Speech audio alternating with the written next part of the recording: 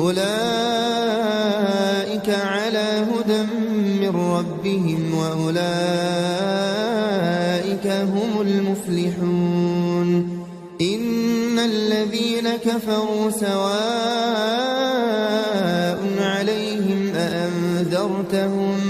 أأنذرتهم أم لم تنذرهم لا يؤمنون ختم الله على قلوبهم وعلى سمعهم وعلى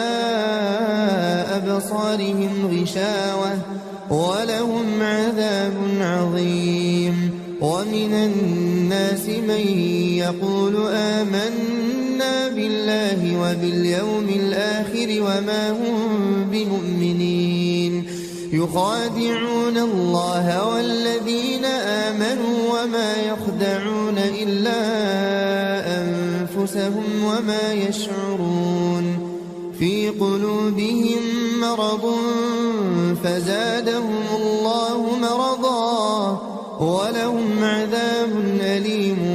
بما كانوا يكذبون وإذا قيل لهم لا تفسدوا في الأرض قالوا إنما نحن مصلحون ألا إنهم هم المفسدون ولكن لا يشعرون وإذا قيل لهم آمنوا كما آمن الناس قالوا أنؤمن كما آمن السفهاء